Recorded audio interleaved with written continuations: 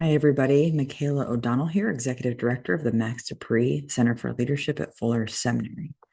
Okay, so most leaders I know, and leadership, we define that very broadly at the Dupree Center. That can be structural authority, informal, really anytime that you're engaging with other people and you're having to make decisions and move things forward. But most leaders I know have to make a lot of decisions and have to make the decisions under pressure to move quickly, pressure to perform, certainly pressure to produce different results, whether they're metrics they're trying to hit or financial numbers. And often we're having to make these decisions and move forward without complete information. And the result of our decision making has real consequences for real people. Now, at the Dupree Center, we talk a lot about human flourishing. We did a flourishing leaders research study. We've been influenced by what's happening at centers like the Harvard Center for Human Flourishing. We think the Bible gives a really clear picture of God's intention for humans to flourish. But flourishing doesn't happen by accident. This is not just sort of incidental. It is shaped by the decisions people make every single day. Decisions about priorities, how to steward power, how to treat people, and how to live in alignment with a greater sense of purpose. These reasons are why we think discernment matters so much. Discernment's not just, this is a word, discernment's a word sometimes used in spiritual formation circles or in church settings, but we think discernment is not just terminology for professional Christians or something you do when really big personal decisions are on the line. Those moments are important, but we think discernment is a core leadership competency for anybody who wants to move and work faithfully, no matter your industry or season of life. And again, discernment is more than just what's the right decision here. I think that's oftentimes a focal point that we go to, but it's more than that. It's if we sort of zoom out and look at the big picture, we would say that discernment is about how we listen for God in the midst of our entire lives, including whatever leadership responsibilities as individuals and as communities we might have. Okay, so discernment begins with, so we're going to talk a little about just kind of, we're going to unpack discernment a little bit more and then get practical in this video as well. So we would think, and we're influenced by scripture here, that discernment begins with the inner life. We here at Dupree Center, the inner life, inner work, inner life of a leader is terminology we use a lot because we think that who we are on the inside is always shaping how we engage and show up on the outside. Paul puts it this way in Romans: be transformed by the renewing of your mind. We expect that God's transformation, this renewing, this ongoing growth, is actually what cultivates in us a capacity for wise action, right? How do we know what to do? How do we stay attuned to God? We're constantly being transformed toward the character of God. So Teresa of Avila, if that name is new to you, go and look her up. She's really fun. She did a lot with prayer. She's sort of a church mother. It's what sometimes in the Christian tradition we refer to as a Christian mystic. She taught that discernment requires honest attention to what's happening within us. So we can't just say, "Okay, God, what is right in this moment?" Whatever listening we're doing is impacted by whatever's happening inside of us. So part of the work of discernment, decision making of, okay, how do we make these cuts, or what do we prioritize, or how do I handle this difficult conversation with somebody? It's our answers to those are shaped in part by the fears and desires, even to use a psychological term, the attachments and things that are inside of us. So part of the work of discernment for people leading across industries and seasons of life is to be able to be very honest, to name those things. Okay, I'm going into a difficult conversation with a coworker, or maybe I'm working with someone cross generationally. It's kind of giving me anxiety. I'm feeling kind of unsure about how it's going to go. Where is that anxiety coming from? What does that say about our own fears, desires, or attachments? And being able to name those things helps us put those on the table in an honest way that enables us to be more attentive listeners. We're not getting that stuff out of the way, but we're being honest about what we bring to the table so that we might listen most clearly to God. And for leaders, for those exercising any kind of formal or informal leadership and care of other people, this matters really deeply. If we are disconnected from our inner life, and I've been here before, maybe you've been here before, it happens sometimes without even knowing. It can be self-reflective people, but then life and those pressures that I described earlier, we get going and goodness, all of a sudden we're out of touch with what's going on inside. We might end up making decisions that are efficient and impressive and hit the numbers. But if they're not aligned with the character of God, even in the most surprising of circumstances, corporate America or sort of global conversations, we at the Dupree Center, we think that we can be making faithfully and distinctly Christian choices in all of those moments. If we're not in touch with what's going on in here, then we chance being misaligned, even if we're making efficient and productive decisions. So discernment invites us to slow down long enough to notice what's happening in us and what is forming us as leaders. In a related topic, we've done some work on joy. Some colleagues of mine, Meryl Herr and Susie Sang, led a research project for us investigating basically what does joy look like for top executives and where is it missing. And the number one obstacle that we heard from these 25 plus executives who are Christians, faithfully leading in different industries, is just that the lack of natural space to pause and reflect on what had happened and therefore to notice what was good and be joyful about it. Same thing with discernment. These kind of like our systems don't move at paces that build in a ton of natural pauses. So discernment invites us to slow down. Okay, so discernment has a lot to do with our inner life. Discernment is also this kind of active listening. It's not like something we come to once and then leave and come back to again, sort of check in and say, what do we do? It's this active listening, this ongoing faithful presence. And I was reminded and drawn to the story of Solomon here in the Old Testament. When Solomon becomes king, he's a new leader in many ways. He's burdened with responsibility, and there's a lot of complexity. He inherits a thriving, but in many ways fragile kingdom. And there's a lot of political dynamics going on. And in the midst of this, God invites Solomon to ask of God whatever Solomon wants, right? You think like, okay, what's he going to ask for? I'm going to conquer all my enemies, always be financially stable, have security, and have peace, right? Any of those things, right? Those could all be things that would maybe come off the tongue for someone in his position. But he doesn't ask for wealth. He doesn't ask for victory over his enemies. And he doesn't even ask for something like a long life or a long reign. Instead, Solomon prays to God, give your servant, therefore, an understanding mind. Literally, a listening heart is what Solomon prays for, to govern your people and to be able to discern between good and evil. That's kind of striking. I think it's really relevant for the complex times we live in today.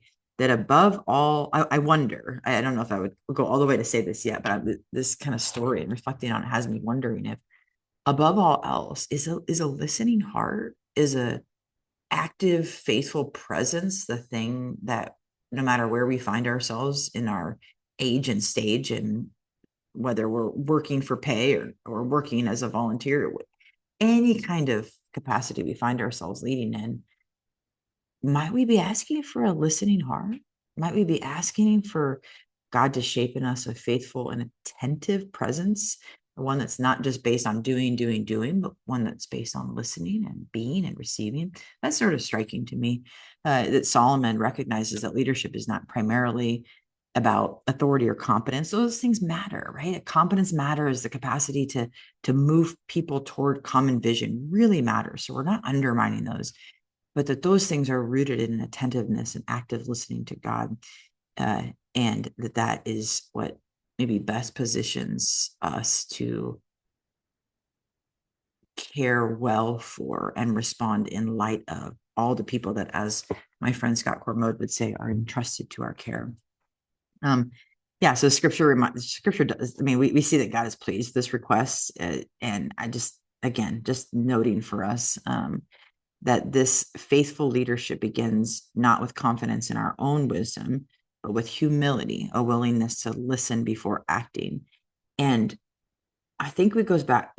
Sometimes I wonder, okay, have we built egos around needing to be the people that make decisions because people look to us to make all kinds of decisions. That's a very real part of many people's job description.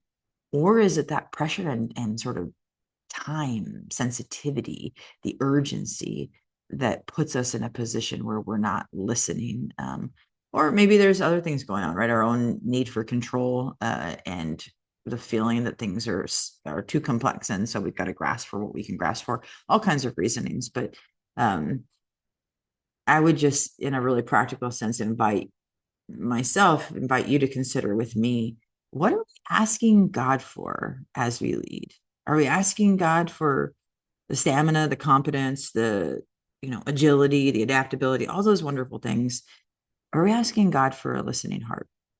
That just leave you with that here. Okay, so what does it mean to listen? I really like Ignatius of Loyola here. If you've read any of my things at any point, you'll know that I often point people toward the prayer of examen. The prayer of examen is a prayer that captures St. Ignatius's kind of key points in some provocative ways that I think can help us as one way to build this attentiveness in listening that comes to shape a life of discernment. Ignatius taught that discernment happens by paying attention to movements of what he calls consolation and desolation. Consolation, what draws us toward greater love and faith and hope. Desolation, what pulls us toward fear, isolation, or even self-protection. Said another way, consolations are when we feel like we're in the presence of God, the closeness, right? We're kind of drawn in toward God. And desolations are when we're pulled away for whatever reasons. And again, the prayer of examen is a really practical way just to go back through your day, or sometimes I go back through my calendar and just sort of look at like, wow, when did I feel pulled away from God toward fear, toward self-protection? When did I feel drawn in to love and hope and the character of God? Um, in our work, these kind of questions about like calibrating ourselves based on consolations and desolations, and therefore aligning ourselves with the way of God, which is creating that active and attentive listening posture. It it might come in a let me just put it in like a simple question. So we find ourselves, I always think about like a Tuesday morning meeting. You've got some people, you guys are workshopping something. Maybe you're on Zoom, maybe you're gathering as a volunteer group, maybe even you're in a Bible study, depending on your stage of life, whatever you're doing on a Tuesday morning. Um, and an opportunity or a moment comes up, and you or the group has to decide what to do. And it's quick, right? Should we do this or this? Should we go here or this way? Just simple little decisions that come up every day. Ask yourself, does this decision lead toward that kind of drawing in of greater love and faith and hope for me and others? Right? Does this little decision put me closer toward that consolation? There's not, I mean, we can't will everything. We can't manifest everything. That's not what I'm saying here. But in that, those kind of micro levels, we build attentiveness, and we start to build greater awareness of when decisions and little actions and movements feel misaligned with the character of God. And so just kind of doing that over and over. The prayer of examen as a way to look back. Doing it in a real-time setting is a way to, it's very hard, but it's a way to practice it in the moment. Yeah. And I mean, honestly, every kind of action and decision and thing that we do reveals what we care about, reveals our priorities, reveals our alignment. And the goal is not to be perfect. The goal is not to have every single action that we have align perfectly with God's character of love and hope and faith. I just think that's unrealistic. But the goal is to be, as Paul would say, that transforming of it and that renewing of our mind is transforming who we are, and that we're growing more and more toward that character day by day. So, and again, a couple more questions here. Like, what do our choices reveal about what we value? How do we navigate these dual commitments that show up in all kinds of ways in our workplaces and our lives? Whether it's just competing priorities, different kinds of people, sometimes even the commitments between organizational priorities and the people, just all of those moments. Thinking about discernment as faithful presence here helps us expand beyond all the weight being on what's the right thing to do in each of these, and more about building these muscles to listen to God amidst the many, many micro decisions and actions that we take each day. Okay, so at the Dupree Center, we frame leadership, the work of flourishing across the first, second, and third of life, as having some responsibility for the common good, right? It's not just about us. We don't think that, okay, these movements that we're making, it's not just about personal stability or success or accolades. It's what the prophet Micah says, you know, do justice, love kindness, walk humbly with your God, right? It's the Good Samaritan, love your God, self, neighbor, love God with all your heart, mind, soul, and strength, and love your neighbor as yourself. These pieces of how Christians ought to show up, and then how that impacts the people around you and the ripple effect of the people around them. Are our decisions calibrated toward kindness, and are we making them with humility? And what do we think of justice? What do we think that word means? What does the Bible teach us about justice? And who is our neighbor, and how do we love both them and then also love ourselves, right? Like, not take ourselves out of the picture. All of those are calibration tools, and we have a lot at the Dupree Center in terms of seeking the best for others and what flourishing means, and even this terminology of the common good. But the point here in relationship to discernment is it's not just about us. We're not discerning so just God and us are good, but so that our actions are aligned with what we think God is up to in the world, which is kindness and goodness and justice and mercy and love. Okay. Um, I think I also just want to mention here. So Howard Thurman, I love his work. If you haven't read Howard Thurman, he's incredible. He writes a book called Jesus and the Disheartened. It's not a new book. This Howard Thurman is, I think it was in the late 40s, early 50s that Thurman wrote that book. But he makes a lot of really good points about how Jesus is always on the side of the people with their backs against the walls. Scripture makes clear over and over that God is on the side of the oppressed. And so there's two things here in relationship to discernment that are important. Um, I just talked a lot about like decisions leaders get to make, and even the fact that you get to make decisions, it reflects a kind of social context and privilege. And I don't mean that there aren't people who are more privileged than you or than me, but just acknowledging what that means. If you have resources that you're able to take risk in light of, if you have relationships and people entrusted to your care, if you're um, if you have your own business, or if you're in a job where there's some level of financial security that you're able to make decisions out of, that's a privileged place. So one, recognizing that not everybody is in that place.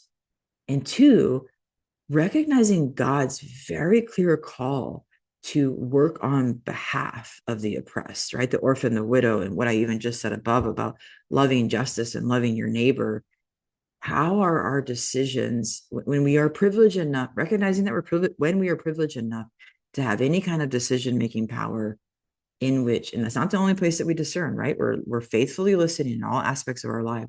But when we have decision making power, what is God's call to us as Christians, as leaders, as people scattered across industries and seasons of life, in light of how much God cares about the oppressed? How are we making moves toward those who don't have as much? How are we empathizing with those on the margins?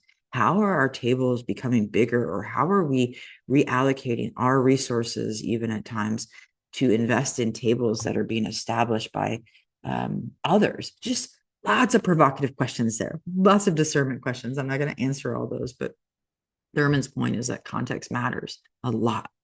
Context matters a lot with discernment. Okay. Lastly, here, one of the strong convictions of the Dupree Center is that work and leadership are not meant to be lived alone. Our flourishing leaders research, the very last line is central to all of this. They can't go it alone, talking about healthy people who are leading across industries. And we're big fans of Ruth Haley Barton. If that name is new to you, her work is probably more so aimed at ministry and pastoral leaders, but she takes up a lot of these spiritual formation ideas like discernment and speaks in a way that I think is pretty broadly applicable. She says that discernment flourishes in community, right? Especially in the presence of trusted companions who can help us listen for God's movement, who can help us faithfully attend. We are not meant to discern alone. Now, I know, and maybe we could do a whole nother video on what does it mean when we're in work contexts in which we're not around other people who sort of ascribe to the way of God and Jesus. How do we then go back and forth and draw from the well that is our community to shape who we are becoming, to be able to show up and bring the force of that communal transformation with us as we're making discernment? But I would just say here, like, who is that community? And then how are we letting the voices, and this is James Cone, how are we letting the voices and the stories of others outside of our community regularly shape our imagination and sense of what God is up to in the world, so that as we're faithfully attuning to God's presence, we have more than just us in mind.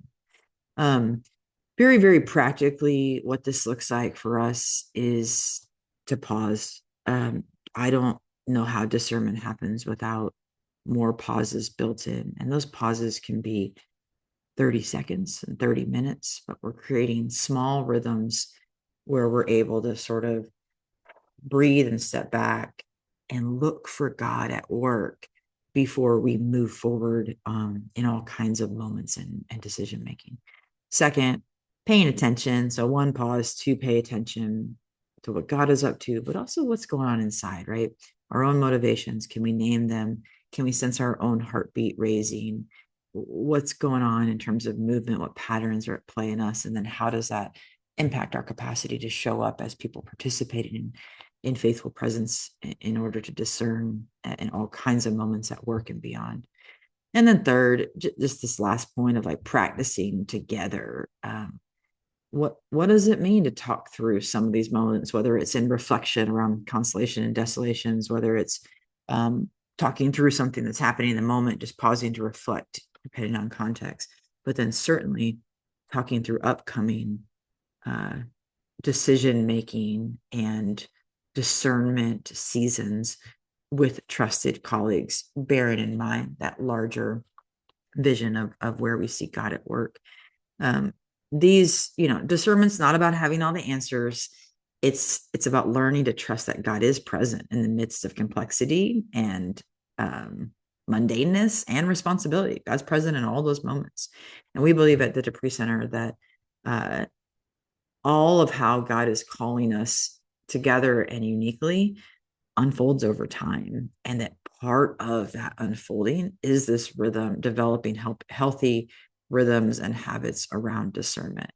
So just leaving you with one question: as you do your work this week, as you think about whatever leadership responsibility is in front of you, what might it look like to lead with a listening heart? What might it look like to lead with a listening heart for the sake of this idea of aligning with God's love and justice and mercy, imagining that God is absolutely prioritizing flourishing for all people this week and beyond?